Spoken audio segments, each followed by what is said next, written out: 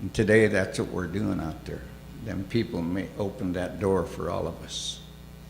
And we respect every one of them. And they're all around us today. They're up and down this river. They're up and down the Snake River. I'm going to California, and I'm telling them tribes from San Diego clean up to Northern California,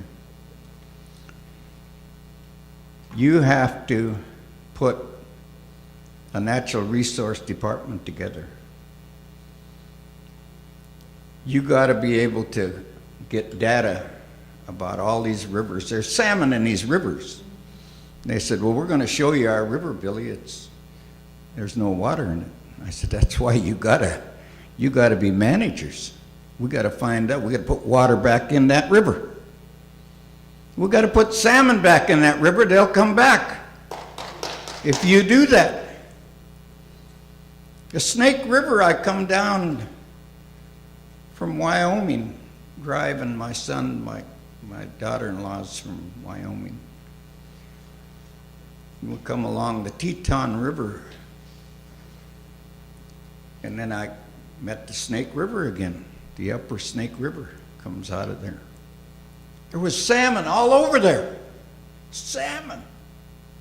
Clear up into that upper watershed. They're not there anymore. We got to bring them salmon back. We got to keep talking about them dams, and we got to keep eliminating them dams slow but sure. Another step for us to take. The Melwa dams are coming out in 2012. That Puyallup Dam is going to come out. Our dams are all 70 years life right now. They've reached. They're going to all come out pretty soon. And if we build a dam on our river or rebuild it, they're going to be different. Our engineers are going to tell about the salmon's got to get from here up to the watershed. They ain't going to block it off anymore. There's going to be a good dam built for all of us. And if you'd have told if there was some Indians around to tell them, guys, we got to have them salmon get beyond these dams, they would have made sure that they did. But nobody, the state was telling them, hey, block the damn river. We don't care about the salmon. You know, and they did. They blocked the whole river. Look at them up here, you know. And if we ever have a chance to rebuild, we'll rebuild the right way. And there's a right way and there's a wrong way to build in this country. And as managers, we got to do it the right way, as Indian managers. We're slowly taking over. The state of Washington is broke now. They ain't got no enforcement. They ain't monitoring anything. You know, all they're doing is looking for money. But we're there. We're managing every one of them watersheds. And I just got out of a habitat meeting for 2 days in Nisqually. And the technical people told us what they're doing. What they're doing on every one of our watersheds and all along here.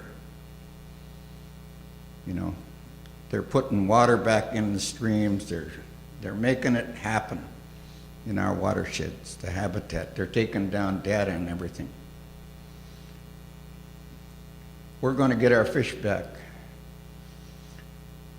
There was 37 million salmon come back to the Fraser River this year. 37 million. They couldn't catch them all. And our Fraser River panel manages that river, the Canadian river. It goes up into Canada. And when my dad was young, he lived to be 104, and he looked out over the Nisqually River, and from bank to bank there was salmon going up. Now, I never saw that in my life. And I lived on that river all my life. And I still do. But up in Canada, I went up there, Mike and I. We drove up there along with Lorraine from Swinomish. And we went up and watched the Canadian fish going up to spawn. The habitat was beautiful. The Indians own all that land up there. Our First Nation people from Canada. And them salmon were going up bank to bank, and I saw that. It was a wonder of a world that I never have ever saw. And I thought that's a beautiful sight for me to see at this time in 2010. And we come home, but we saw the habitat was so beautiful up there. Bears and everything up there, eating salmon. Eagles and everything. You know, every life that was coming to from them salmon. We're in trouble in this country. There's a ship right out in the ocean right now. It can't move. It's one of these ships that's got about 4,500 people on it. They had a fire down there somewhere and it blew everything out. They put the fire out, they told everybody go to the dock. And why I'm telling you this story is because it's out there right now and they're towing it in. It won't be here till Friday and there ain't nothing to eat on this ship. You know, what the hell is these 4,500 people going to eat? They're going to eat commodities. That's what the government's throwing down to them. They're going to goddamn eat commodities like we've been eating all our life. Spam and all this stuff. They're dropping it on the ship. That's what we grew up with, all of us. You know, they get a chance to eat that stuff now. It's going to save them. We're going to survive. You know, look at us. We ate mutton, we ate all that stuff. And that was good.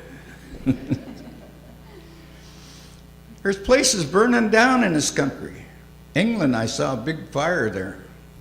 They're not happy. They're broke. You're going to see things happen in your own backyard. You're going to see the changes going on in this country. The climate is different. When you run out of water, you can't go down to that 7-Eleven and buy a bottle of water. You're going to say, where the hell is that water at? Well, it's down there. You haven't taken care of it. You think it comes from the Safeway or the, you know, when you go to the Safeway, there ain't going to be nothing there. Where the hell am I buying my hamburger? You go to the Safeway. Well, they ain't got nothing there. You know, our country is not growing anything anymore, and our country's not making anything anymore. You know, we're a consumer country. We got to turn that around and go back to where we was.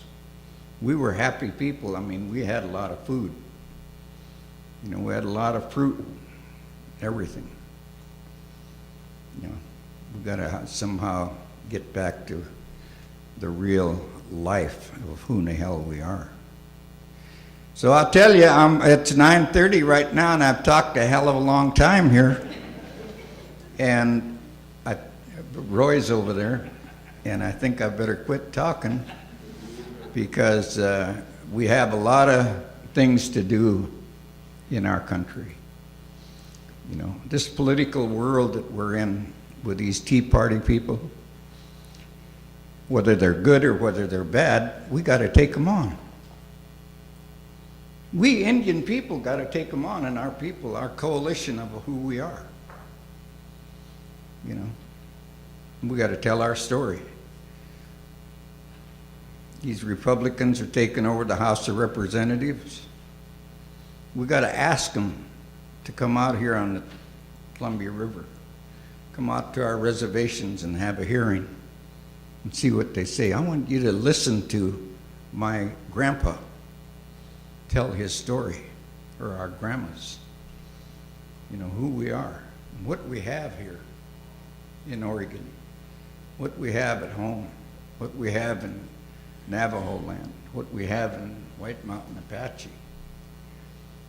You know, down in our people way down in Albuquerque, you know. We want you to hear us, you know, and see what they have to say. They ain't gonna come out here. They ain't gonna come out here and listen to us. So we have to go listen to them, and we gotta tell them who we are. And we're gonna do that. We tell them with these things, we tell them however, and they tell us what we're gonna do. They'll tell you, the Indian, what you're gonna do. If they cut the money out, that's telling us what we're gonna do. You know, if they close us down, that's gonna tell us what to do. If they bring their rent to us, that's gonna tell us what to do. We're gonna keep doing what we're doing. But hook or crook, we're gonna get to that big picture. All of us together. We gotta do it together. Donnie, my boy, and Sam, you know, I knew these two when they were little guys. And I thought, man, they're coming up, you know. And they already been chairman of their tribe, you know, and they're still out there doing what they do. And there's a lot of us in here that's doing the same thing. But these two boys, as young boys, I thought, and I still think a lot of them. And so, thank you.